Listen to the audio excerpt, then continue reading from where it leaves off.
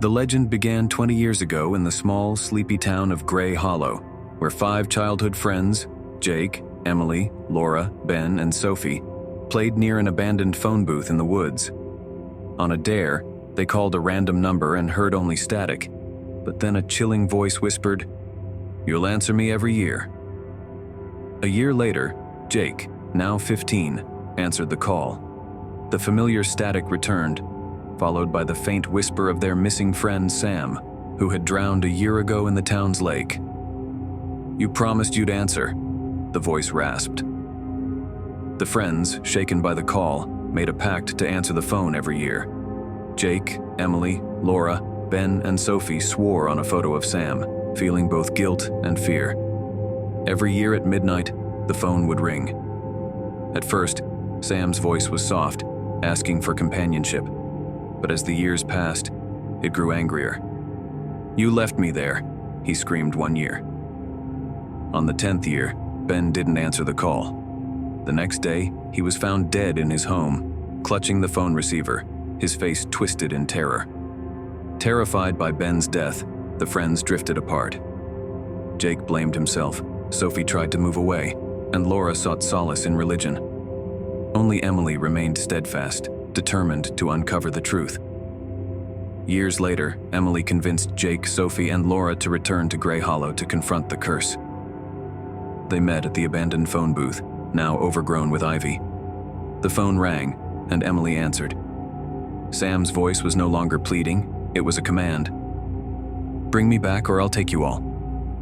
Emily theorized that Sam's body was never truly at rest. They returned to the lake where he drowned, hoping to uncover the truth. Digging by the lake, they unearthed a small box containing Sam's old diary. Its pages detailed their betrayal the day he drowned. They had dared him to swim out too far. Laura broke down, confessing she had seen Sam struggling in the water but was too afraid to help. "I thought he'd make it back," she sobbed. That night, Laura didn't answer the call. The next morning, her body was found floating in the lake, her rosary tangled around her hand. Emily, Jake, and Sophie realized they had to obey Sam's demand. They planned a ritual to try and bring him back, using the diary as a guide. At midnight, they gathered around the phone booth and began the ritual, reading aloud from the diary. The air grew colder with every word.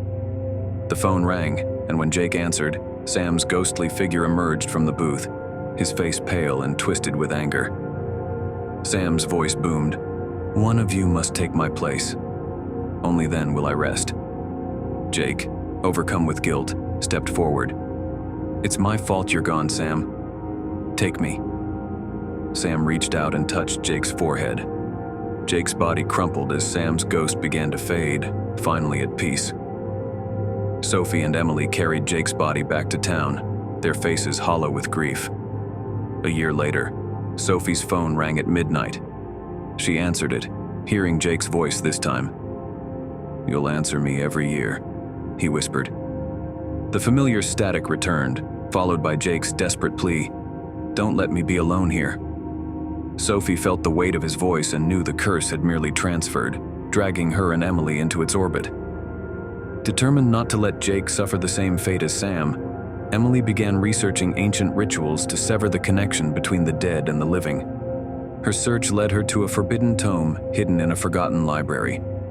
The tome revealed that the curse could only be broken by destroying the phone booth and severing the line forever.